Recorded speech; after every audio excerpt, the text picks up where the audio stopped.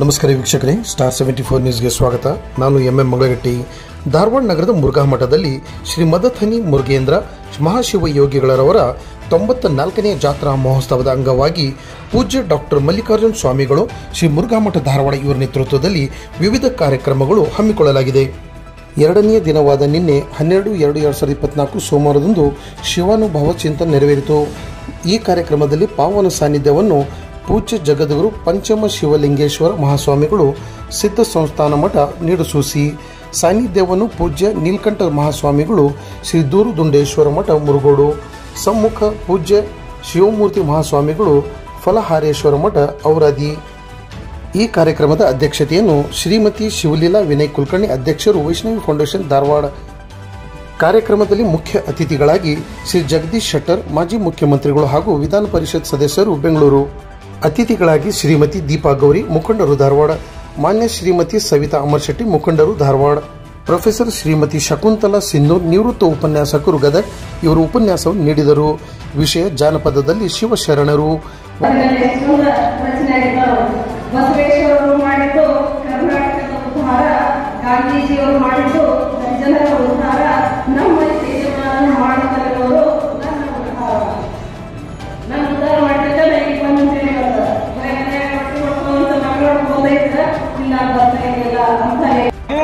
ಈ ಕಾರ್ಯಕ್ರಮದಲ್ಲಿ ಉಪಸ್ಥಿತಕ್ಕಂಥ ಶ್ರೀ ಮಲ್ಲಿಕಾರ್ಜುನ್ ಸಾಹುಕಾರ್, ನಿವೃತ್ತ ಮಾಜಿ ಅಧ್ಯಕ್ಷರು KSRTC ಹುಬ್ಬಳ್ಳಿ, ಇವರಿಗೂ ಸಹ ಶ್ರೀಮಠದ ಪರವಾಗಿ ಕಾರ್ಯಕ್ರಮಕ್ಕೆ ಸ್ವಾಗತ ಸುಸ್ವಾಗತವನ್ನು ಕೋರ್ತಾ ಇದ್ದೀನಿ. ಹಾಗೂ ಶ್ರೀ ನಾಗೇಶ್ ಕಲಬುರ್ಗಿ, ಮಾಜಿ ಹೂಡಾ ಅಧ್ಯಕ್ಷರು ಹುಬ್ಬಳ್ಳಿ, ಇವರಿಗೂ ಸಹ ಕಾರ್ಯಕ್ರಮಕ್ಕೆ ಸ್ವಾಗತ ಸುಸ್ವಾಗತ. ಕರ್ನಾಟಕದ ಉತ್ತರ ಕರ್ನಾಟಕದ ಹೆಮ್ಮೆಯ ಪುತ್ರರಾಗಿರ್ತಕ್ಕಂಥ ಶ್ರೀಯುತ ಇಂದಿನ ಕಾರ್ಯಕ್ರಮದ ಮುಖ್ಯ ಅತಿಥಿಗಳು ಆಗಿರ್ತಕ್ಕಂಥ ಸನ್ಮಾನ್ಯ ಶ್ರೀ ಜಗದೀಶ್ ಶೆಟ್ಟರು, ಮಾಜಿ ಮುಖ್ಯಮಂತ್ರಿಗಳು ಹಾಗೂ ವಿಧಾನ ಪರಿಷತ್ ಸದಸ್ಯರು ಬೆಂಗಳೂರು, ಇವರಿಗೆ ಈ ಕಾರ್ಯಕ್ರಮಕ್ಕೆ ಹೃದಯಪೂರ್ವಕವಾಗಿರ್ತಕ್ಕಂಥ ಸ್ವಾಗತ ಸುಸ್ವಾಗತವನ್ನು ತಮ್ಮೆಲ್ಲರಿಗೂ. ಈಗ ಈ ಒಂದು ಶಿವಾನುಭವ ಚಿಂತನೆ ಕಾರ್ಯಕ್ರಮದಲ್ಲಿ ಉಪನ್ಯಾಸವನ್ನು ನೀಡಿರ್ತಕ್ಕಂಥ ಶ್ರೀಮತಿ ಶಕುಂತಲಾ ಸಿನ್ನೂರ್, ನಿವೃತ್ತ ಉಪನ್ಯಾಸಕರು ಗದಗ, ಇವರು ಪೂಜೆಗಳಿಂದ ಆಶೀರ್ವಾದವನ್ನು ಪಡ್ಕೊಳ್ಬೇಕಂತೇಳಿ ಕೇಳಿಕೊಳ್ತಾರೆ. ಓಂ ಶ್ರೀ ಗುರು ಬಸವಲಿಂಗಾಯ ನಮಃ. ಓಂ ಶ್ರೀ ಗುರು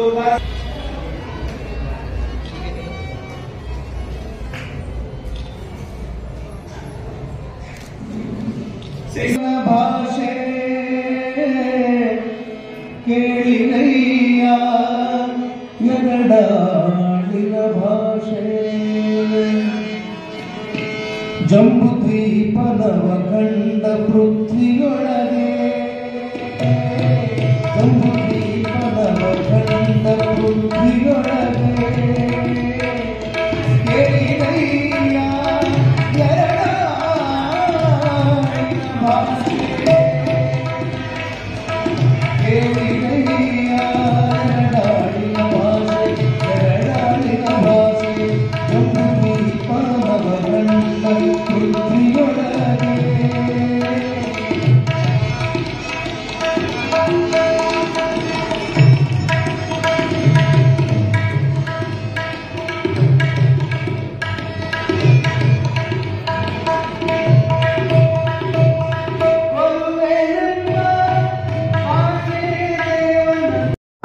ದೇವಾ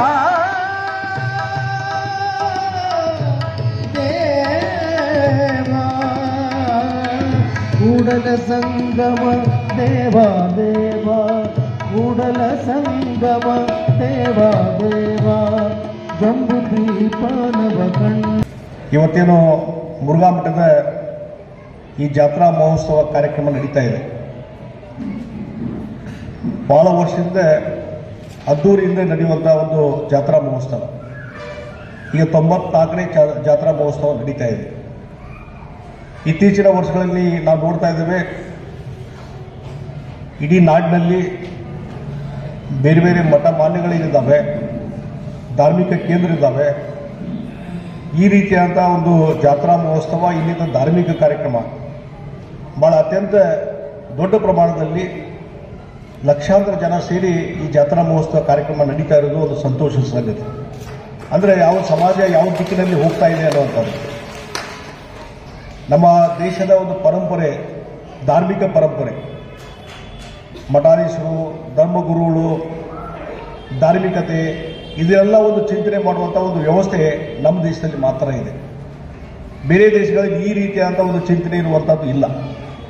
ಬಹುಶಃ ಅದು ನಮ್ಮ ದೇಶದ ಸಂಸ್ಕೃತಿ ಪರಂಪರೆ ಆ ರೀತಿ ಇದ್ದುದರಿಂದ ಈ ಎಲ್ಲ ಇವತ್ತು ಧಾರ್ಮಿಕ ಚಟುವಟಿಕೆ ಮತ್ತು ಹೆಚ್ಚಿನ ರೀತಿಯಲ್ಲಿ ಜನ ಅದಕ್ಕೆ ಬೆಂಬಲ ಕೊಡ್ತಾ ಇರೋದನ್ನ ನಾನು ನೋಡ್ತಾ ಇದ್ದೀನಿ. ನೀವು ಯಾವುದೇ ಜಾತ್ರೆ ತಗೊಂಡ್ರಿ, ದೊಡ್ಡ ಪ್ರಮಾಣದಲ್ಲಿ ಇವತ್ತು ಲಕ್ಷಾಂತರ ಜನ ಜಾತ್ರೆಗೆ ಹೋಗ್ತಾ ಇದ್ದಾರೆ. ಅಂದರೆ ನಮ್ಮ ಪರಂಪರೆ, ನಮ್ಮ ಧಾರ್ಮಿಕತೆ ಇದನ್ನು ಬಿಟ್ಟಿಲ್ಲ ಅನ್ನೋದಕ್ಕೆ ಇದು ಉದಾಹರಣೆ.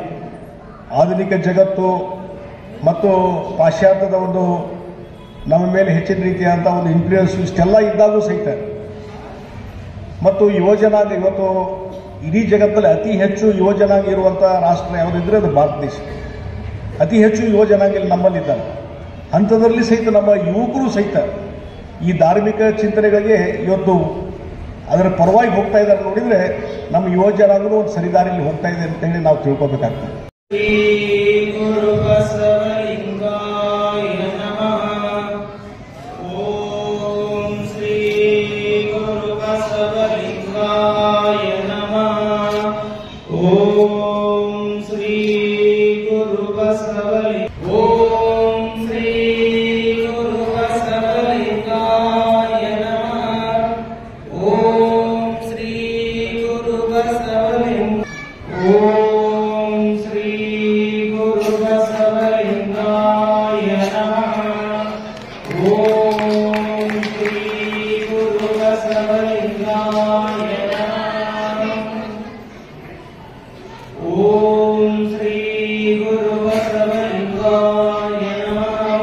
ಎಲ್ಲರಿಗೂ ನನ್ನ ಋತುರೂಪಕ ವಂದನೆಗಳನ್ನ ಅರ್ಪಿಸುತ್ತಾ, ಇವತ್ತು ಧಾರವಾಡದ ಈ ಒಂದು ಮುರುಘಾ ಮಠದ ಪ್ರಸಿದ್ಧವಾದಂಥ ಮುರುಘಾ ಮಠದ ಜಾತ್ರೆಗೆ ನಾವೆಲ್ಲ ಭಾಗಿಯಾಗ್ತಾ ಇದ್ರು ಅಂದರೆ ಅದು ನಮ್ಮ ಒಂದು ಪುಣ್ಯ ಅಂತ ನಾವು ಹೇಳಲಿಕ್ಕೆ ಇಚ್ಛೆಪಡ್ತೇವೆ.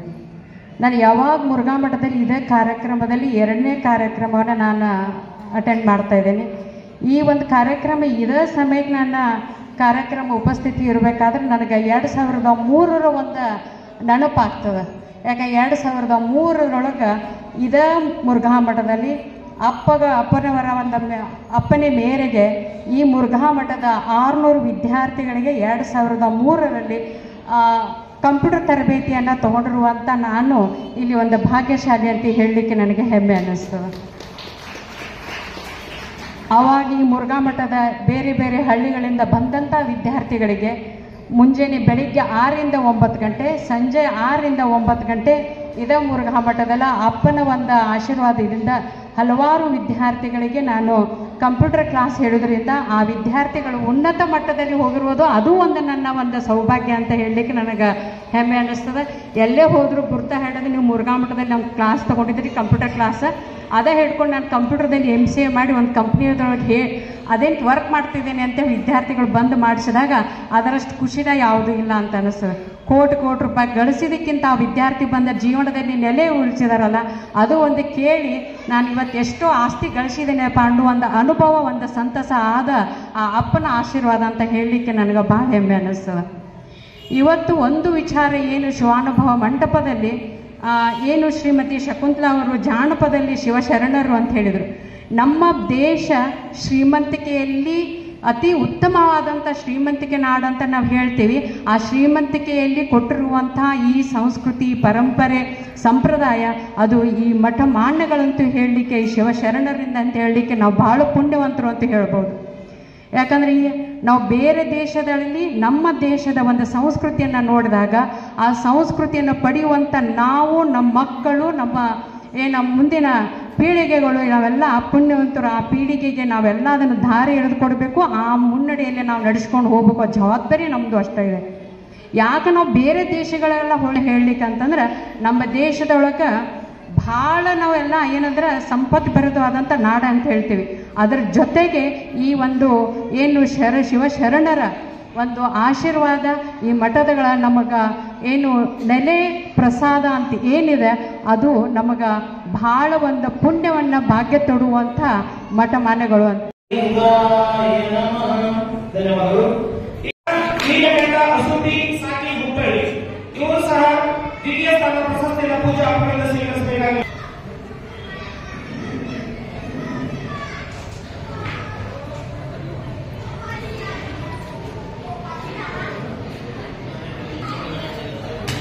ಈಗ ಒಂದು ವಚನ ಗಾಯನ ಶ್ರೀ ಸಂದೇಶ್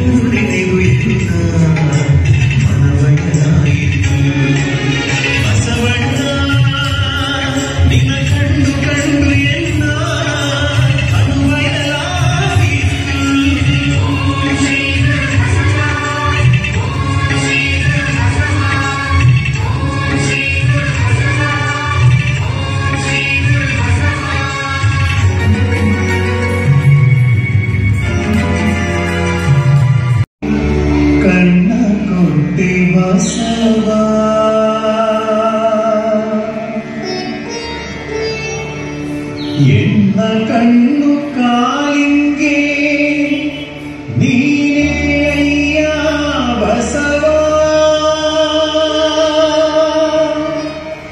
ಕಪಿಲ ಸಿದ್ಧ ಮಲ್ಲಿನಾಥಯ್ಯ ಕಪಿಲ ಸಿದ್ಧ ಮಲ್ಲಿನಾಥಯ್ಯ ಕಪಿಲ ಸಿದ್ಧ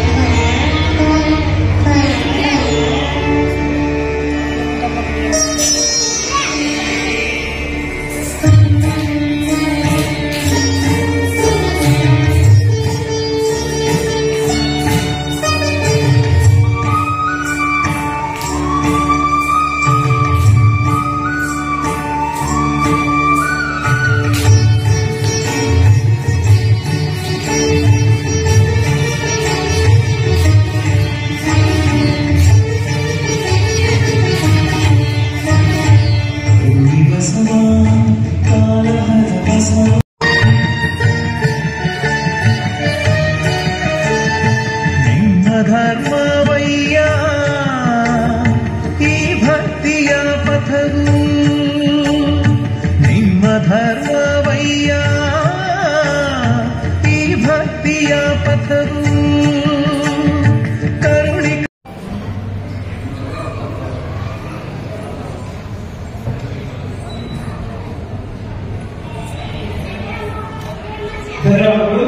ಹಾಗೂ ಇನ್ನೊಬ್ಬರು ಪುಷ್ಪ ಹಿರೇಮಠ್ ಅವರು ಈ ವೇದಿಕೆಯಿಂದ ದಯಮಾಡಿ ಬರಬೇಕು. ಪ್ರಶಸ್ತಿ ಸಮಾಧಾನಕರ ಬಹುಮಾನವನ್ನ ಇನ್ನೊಬ್ಬರು ಬಸಮ್ಮ ಭಿಕ್ಷಾಪತಿ ಮಠ್ ಇವರು ಸಹ ಪಡೆದುಕೊಂಡಿದ್ದಾರೆ. ಹಾಗೂ ರೇಣುಕಾ ಸಾವಳಗಿ ಇವರು ಸಹ ಒಂದು ಪ್ರಶಸ್ತಿಯನ್ನ, ಐಶ್ವರ್ಯ ಹಿರೇಮಠ್ ಹಾಗೂ ಪ್ರಶಸ್ತಿಯನ್ನು ಸ್ವೀಕರಿಸತಕ್ಕಂಥ ಎಲ್ಲರೂ ಸಹ ಹೃತ್ಪೂರ್ವಕ.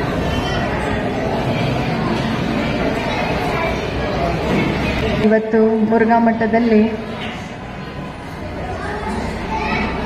ಜಾನಪದದಲ್ಲಿ ಶಿವಶರಣೆಯರ ಪಾತ್ರ ಈ ಕಾರ್ಯಕ್ರಮಕ್ಕೆ ಆಗಮನಿಸಿರುವ ಎಲ್ಲ ಪೂಜಾ ವೃಂದವೇ ಹಾಗೂ ವೇದಿಕೆ ಮೇಲಿರುವ ಎಲ್ಲ ಗಣ್ಯಮಾನ್ಯರೇ ಹಾಗೂ ಇಲ್ಲಿ ಬಂದಂಥ ಎಲ್ಲ ಹಿರಿಯರೇ, ಅಕ್ಕ ತಂಗಿಯರೇ, ಅಣ್ಣ ತಮ್ಮಂದಿರೇ, ಇವತ್ತು 94ನೇ ವರ್ಷ ಅಂದ್ರೆ ನಾವು ಎಲ್ಲರೂ ಕೇಳಿವಿ. ಇಲ್ಲಿ ಮುರುಘಾ ಮಠದ ಒಂದು ಏನು ಜೋಳಿಗೆ ಕಟ್ಟಿ ಅಕ್ಷರ ದಾಸೋಹ, ಅನ್ನ ದಾಸೋಹ ಜಾತ್ರೆ ಮಾಡಿದ್ದನ್ನು ಕೇಳಿವಿ. ಹಾಗೇನೆ ಮೃತ್ಯುಂಜಯಪ್ಪಗಳು, ಶಿವೋಗ್ಯಪ್ಪಗಳು ಇದ್ರು. ಅವರ ಏನು ಶಿಕ್ಷಕ ಮತ್ತು ಶಿಷ್ಯರ ಹೆಂಗೆ ನಡುಕ ಬಾಂಧವ್ಯ ಇತ್ತಂದ್ರೆ, ಅವರ ಗಿಡದೊಳಗಿನ ಹೂ ಹರಿದ್ರೆ ಗಿಡಕ್ಕೆ ನೋವು ಆಗ್ತೈತಿ ಅನ್ನೋರು, ಹಾಗನ್ನ ತೆಳಗೆ ಬಿದ್ದಿದ್ದನ್ನ ಹೂನ ಉಪಯೋಗ ಮಾಡಿ ಪೂಜೆ ಮಾಡೋರು, ಅಲ್ಲಿ ಉಳಿದಂಥ ಹೂಗಳನ್ನು ಸ್ವಚ್ಛ ಮಾಡಿ ಸೇವೆಯನ್ನು ಸಲ್ಲಿಸುವಂಥ ಶಿಷ್ಯರು, ಅಂಥವ್ರ ಬಗ್ಗೆ ಎಲ್ಲವನ್ನೂ ಕೇಳಿರಿ. ಈ ಮುರುಘಾ ಮಠದಲ್ಲಿ 94 ವರ್ಷದಿಂದ ಮಠದ ಭಕ್ತರು, ಹಾಗನೆ ಇಲ್ಲಿ ಮುರುಘಾ ಮಠದಲ್ಲಿ ಕಲಿತಂತ ವಿದ್ಯಾರ್ಥಿಗಳು ಎಲ್ಲರೂ ಕೂಡಿ ಜಾತ್ರಾ ಮಹೋತ್ಸವವನ್ನು ಮಾಡ್ಕೊಂತ ಬಂದದ್ದನ್ನ ಕೇಳಿವಿ. ಸತತವಾಗಿ ಎಲ್ಲಾ ಕಾರ್ಯಕ್ರಮಗಳ ಅಚ್ಚುಕಟ್ಟಾಗಿ ಮಲ್ಲಿಕಾರ್ಜುನ ಸ್ವಾಮಿಗಳು ಅವರ ನೇತೃತ್ವದಲ್ಲಿ ನಡೆಯುವುದನ್ನ ಕೇಳಿವಿ. ಇವತ್ತು ಜಾನಪದದಲ್ಲಿ ಶಿವಶರಣರ ಪಾತ್ರ ಇದ್ರ ಬಗ್ಗೆ ಮಾತಾಡ್ಬೇಕಂತಂದ್ರೆ ಎಷ್ಟು ಮಾತಾಡಿದ್ರು ಕಡಿಮೆನ. ಯಾಕಂತಂದ್ರೆ ಮೊದಲ ಸಾಹಿತ್ಯ ಶುರು ಆದಾಗ ಬಹಳ ಕಠಿಣವಾದ ಕನ್ನಡ ಅಂದ್ರೆ ಅಚ್ಚ ಕನ್ನಡ, ಆಮೇಲೆ ಸಾಮಾನ್ಯ ಜನರಿಗ ಆಮೇಲೆ ಓದಕ ಬರೆಯಕ ಬರಲ್ದಂತ ತಿಳಿವಳಿಕೆ ತಿಳಿಯುವಂಥದ್ದು ಭಾಷೆ ಇರ್ತಿದ್ದಿಲ್ಲ. ಅಂಥದ್ದು ಅವಾಗ ಸಾಹಿತ್ಯ ಶುರು ಆದಾಗ 12 ಶತಮಾನದಲ್ಲಿ ಶಿವಶರಣೆಯರು, ಬಸವಣ್ಣನವರು, ಅಕ್ಕ ಮಹಾದೇವಿ ಅವರ ವಚನ ಸಾಹಿತ್ಯ ಶುರು ಆದಾಗ ಸರಳ ಕನ್ನಡ ಹಾಗೆ ಜನಪದ, ಜನರಿಂದ ಮಾತು ಬರುವಂಥವು, ಸಾಮಾನ್ಯವಾಗಿ ಮಾತಾಡುವಂಥ ಮಾತುಗಳಿಂದ ಸೃಷ್ಟಿಯಾಗಿದ್ದ ಆ ರಚನೆಯಿಂದನೇ ಹುಟ್ಟಿಕೊಂಡಿದ್ದ ಜನಪದ. ಈ ಜನಪದ ಸಾಹಿತ್ಯ ಓದಿ ಬರೆದು ಅಥವಾ ಏನೋ ಒಂದು ಬರೆದದ್ದು ಓದಿ ಕಲಿಯುವಂಥದ್ದಲ್ಲ, ಬಾಯಿಯಿಂದ ಕಲ್ತಿದ್ದು. ಹಾಗನ ಆಡು ಭಾಷೆಯಿಂದನ ಇದು ನಡೆದು ಬಂದಂಥದ್ದು ಸಾಹಿತ್ಯ ಇದು. ಇದನ್ನ ಎಲ್ಲರೂ ಕೂಡಿ ಆ ಸಾಹಿತ್ಯನ ಮನೋರಂಜನೆಯಾಗಿ ಹಾಗೇನೆ ಶರಣ ಸಂಸ್ಕೃತಿ ಆಗಿರ್ಬೋದು, ಪುರಾಣ ಪುಣ್ಯಕಥೆಗಳಾಗಿರ್ಬೋದು, ಇವೆಲ್ಲವನ್ನು ಅಚ್ಚುಕಟ್ಟಾಗಿ ಮನೆಗೆ ಮುಟ್ಟುವಂತ ಕಾರ್ಯಕ್ರಮಗಳನ್ನ ಮಾಡ್ಕೋತ ಬಂದು ಇವತ್ತು ಜನಪದ ಸಾಹಿತ್ಯ ತನ್ನ ಅಸ್ತಿತ್ವವನ್ನ ಕಳ್ಕೊಳ್ಳುವಂಥದ್ದು. ಈಗೆಲ್ಲರೂ ಮಾತಾಡಿದಾಗನ ಇಲ್ಲಿ ವೇಗವಾಗಿದ್ದ ಜೀವನ ಇರ್ಬೋದು, ಹಾಗೇನೆ ಕಡಿಮೆ ಟೈಮ್ ಇರೋದ್ರಿಂದ ಯಾರಿಗೂ ಇದ್ರ ಬಗ್ಗೆ ಕೂತ್ಕೊಂಡು ವಿಚಾರ ಮಾಡುವಂಥದ್ದು ಅಥವಾ ನಮ್ಮ ದಿನಬಳಕೆಯ ಎಲ್ಲಾ ಕಾರ್ಯಕ್ರಮಗಳಲ್ಲಿ ಜನಪದವನ್ನು ಉಪಯೋಗ ಮಾಡುವಂಥದ್ದು ಬಹಳಷ್ಟು ಕಡಿಮೆ ಆಗ್ಬಿಟ್ಟದ. ಇದನ್ನ ನಾವು ಒಂದ್ ಸ್ವಲ್ಪ ಲಕ್ಷ್ಯ ಕೊಟ್ಟು ಇದ್ರ ಬಗ್ಗೆ ಆಸಕ್ತಿ ವಹಿಸಿದ್ರೆ ಬಹುತೇಕ ಈ ಜನಪದದಲ್ಲಿ ಬರುವಂತ ಹಾಡುಗಳಾಗಿರ್ಬೋದು, ಸಾಹಿತ್ಯ ಆಗಿರ್ಬೋದು, ಇದು ನಮ್ಮ ಮನಸ್ಸು ಮತ್ತು ದೇಹವನ್ನ ಬಹಳಷ್ಟು ನಿಯಂತ್ರಣದಲ್ಲಿ ಇಟ್ಕೊಂಡು ನಾವು ಸಾಧಾರಣ ಜೀವನವನ್ನು ನಡೆಸಕ್ಕೆ ಬಹಳಷ್ಟು ಉಪಯೋಗಕಾರಿಯಾಗ್ಯದ. ಇವತ್ತು ಈ ಕಾರ್ಯಕ್ರಮ ನಡೆಸ್ಕೊಟ್ಟಂತ ಇಲ್ಲೆಲ್ಲರಿಗೂ ಧನ್ಯವಾದಗಳನ್ನ ಹೇಳ್ತಾ, ಹಾಗನ್ನ ಇದು 94 ವರ್ಷ, ಇನ್ನೂ 100 ವರ್ಷ ನಾವು ಎಲ್ಲರೂ ಕೂಡಿ ಈ ಮುರುಘಾ ಮಠದಲ್ಲಿ ಮಾಂತಪ್ಪಗಳು, ಮೃತ್ಯುಂಜಯಪ್ಪಗಳು, ಶಿವೋಗ್ಯಪ್ಪಗಳ ಇಲ್ಲಿ ಅನ್ನದಾಸೋಹ ಅಕ್ಷರ ದಾಸೋಹ ಇಲ್ಲೇನು ನಡೆಸ್ಕೊಟ್ಟಾರ ಆ ಪದ್ಧತಿ ಒಳಗೆ ನಾವು ನೀವು ಕುಡಿ ಜಾತ್ರಾ ಮಹೋತ್ಸವವನ್ನು ನಡೆಸೋಣ ಅಂತ ಕೇಳ್ತಾ ನಾನು ಒಂದೆರಡು ಮಾತು ಮುಗಿಸ್ತೀನಿ. ಧನ್ಯವಾದಗಳು.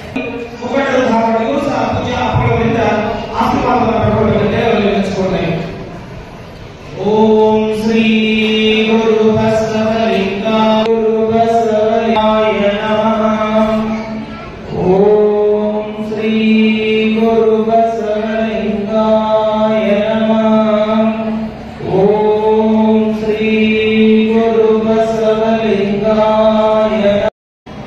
ಇವತ್ತಿನ ದಿನ ಒಂದು ಗುರುವಿನ ವಾಕ್ಯದೊಳಗ ಎಷ್ಟು ಮಹತ್ವ ಐತಿ ಮತ್ತು ಅದನ್ನು ಪಾಲಿಸಿದ್ರೆ ಎಷ್ಟು ಆನಂದ ಐತಿ, ಎಷ್ಟು ಸಂತೋಷ ಐತಿ ಅಂತಂದು ನಮಗೆ ಜೀವಂತ ಸಾಕ್ಷಿ ಈ ಮುರುಘಾ ಮಠ, ಧಾರವಾಡದ ಮುರುಘಾ ಮಠ. ಆ ಹಿಂದಿನ ಅಜ್ಜಾರು ಅವರ ಆಜ್ಞೆಯನ್ನು ಪಾಲಿಸಿ ಇವತ್ತೊಂದಿನ ಬಂದು ಧಾರವಾಡದಾಗ ಆಶ್ರಯ ಅನ್ನ ಮತ್ತು ಜ್ಞಾನ ದಾಸೋಹವನ್ನು ಉಣಬಡಿಸುವಂಥ ಒಂದು ಅತ್ಯಂತ ಶ್ರೀಮಂತ, ಹೃದಯ ಶ್ರೀಮಂತ ಮಠ ಅಂದ್ರೆ ಈ ಮುರುಘಾ ಮಠ. ನಮ್ಮ ದೇಶದಾಗ ಈ ಇಂಥ ಮಠಗಳ ಇದಾವಂತಂದ ನಮ್ಮ ದೇಶ ಸಾಂಸ್ಕೃತಿಕವಾಗಿ ಅತ್ಯುನ್ನತ ಸ್ಥಾನದಲ್ಲಿ ನಿಂತೈತಿ. ಇಂಥ ಮುರುಘಾ ಮಠದೊಳಗೆ ಅದು ಲಿಂಗಾಯತ ಧರ್ಮದಾಗ ಹುಟ್ಟಿ ಇದು 84 ಲಕ್ಷ ಜೀವಕೋಟಿ ಅದಾವಂತ ಭೂಮಿ ಮೇಲೆ. ಅದ್ರೊಳಗ ಮಾನವ ಜನ್ಮ ತಗೊಂಡು ಅದು ಲಿಂಗಾಯತ ಧರ್ಮದಾಗ ಹುಟ್ಟಿ ಮುರುಘಾ ಮಠದಾಗ ನಿಮ್ಮ ಮುಂದೆ ನಿಂತು ನಾನು ಇವತ್ತು ಅಜ್ಜಾರ ಜೊತೆ ಆಶೀರ್ವಾದ ಪಡ್ಕೊಂಡೆ. ನಾನು ಅತ್ಯಂತ ಪುಣ್ಯತಳಾದೆ ಅಂತಂದು ನನಗೆ ಇವತ್ತು ಅನ್ಸಾತೈತಿ. ಎದಕ್ಕಂದ್ರೆ ಒಂದು ಯಾವುದೇ ಜಾತಿ ಮತವನ್ನು ನೋಡ್ದ ಎಲ್ಲರಿಗೂ ಅನ್ನ ಆಶ್ರಯ ಮತ್ತು ಶಿಕ್ಷಣವನ್ನು ಒದಗಿಸಿದಂಥ ಉತ್ತರ ಕರ್ನಾಟಕದ ಈ ಭಾಗದ ಅತ್ಯಂತ ಜನಪ್ರಿಯ ಮಠವಾದ ಈ ಮುರುಘಾ ಮಠದ 94ನೇ ಜಾತ್ರಾ ಮಹೋತ್ಸವದ ಇಷ್ಟು ಅತ್ಯಂತ ವಿಜೃಂಭಣೆಯಿಂದ ನಡೆಯಾಗುತ್ತೈತಿ. ಈ ಮಠದ ಎಲ್ಲ ಆಚರಣೆಗಳಲ್ಲಿ ಪಾಲ್ಗೊಳ್ಬೇಕನ್ನಂತ ನಂಗೆ ಬಹಳ ದಿನದಿಂದ ಆಸೆ ಇತ್ತು. ಇವತ್ತಿನ ದಿನ ಶಿವಲೀಲಕ್ಕ ಅವರ ಒಂದು ಕೃಪಾಶೀರ್ವಾದನ ಅನ್ಕೋಬಹುದು. ಇವತ್ತು ನಾನು ನಿಮ್ಮ ಮುಂದೆ ಬಂದು ನಿಂತು ಮಾತಾಡತ್ತೀನಿ. ಶಕುಂತಲಾ ಅವ್ರು ಈಗ ತಾನೇ ಹೇಳ್ದಂಗೆ ಹಾಗೂ ಚಂದ್ರಶೇಖರ ಪ್ರತಿಭಾ ಸಂಘ ಧಾರವಾಡಗಳು ಅಪ್ಪಳದ ಆಶೀರ್ವಾದ ಪಡೆಯಬೇಕಾಗಿರುತ್ತದೆ. ಶ್ರೀ ಗುರು ಬಸವಲಿಂಗಾಯ ನಮಃ. ಓಂ ಶ್ರೀ ಗುರು ಬಸವಲಿಂಗಾಯ ನಮಃ. ಧನ್ಯವಾದಗಳು.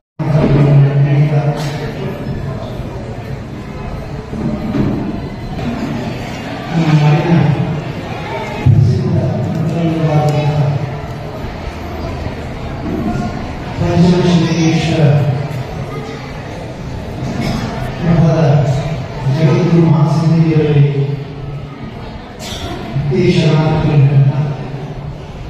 ಅದರಂತೆ ಅರಿವಿಗೂ ಪ್ರತಿಷ್ಠಿತವಾದಂಥ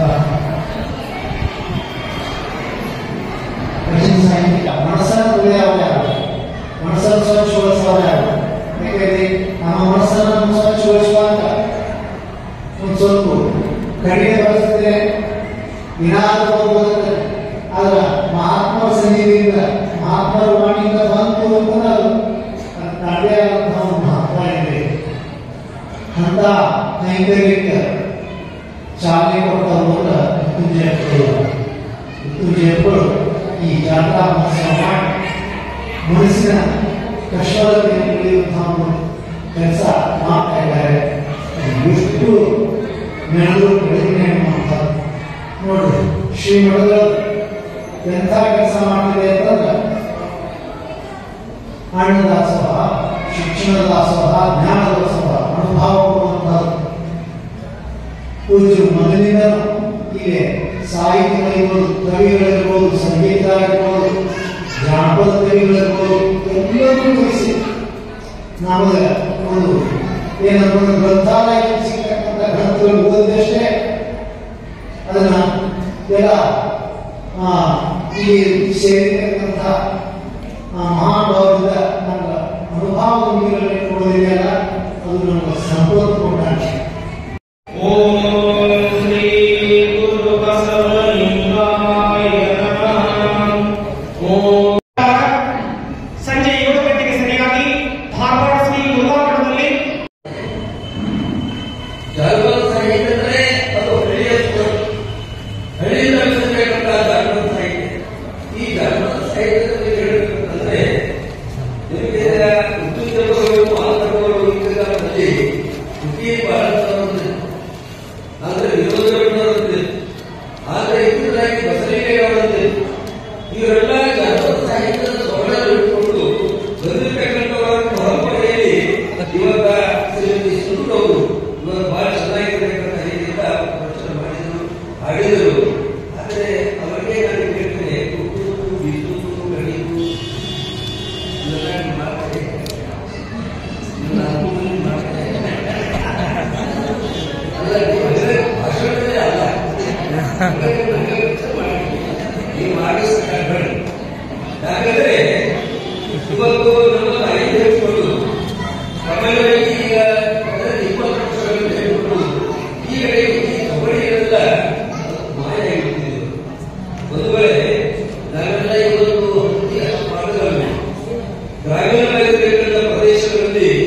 ಮಠದಲ್ಲಿ 15-20 ಎತ್ತುಗಳನ್ನು ಕೂಡಿ ಮೇಟಿ ಕಟ್ಟಿ ಆ ರಾಶಿ ಮಾಡತಕ್ಕಂಥ ಒಂದು ಸಂಸ್ಥೆ ನೋಡ್ತಕ್ಕಂಥವ್ರು.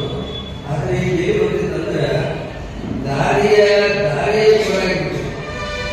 ಒಳಗೆ ರಾಶಿ ಆಗಿಬಿಟ್ಟಾಗ ಜನಪದ ಸಾಹಿತ್ಯದಲ್ಲಿ ಒಂದು ವಿಚಾರ ಮಾಡ್ತಿದ್ದೀವಿ.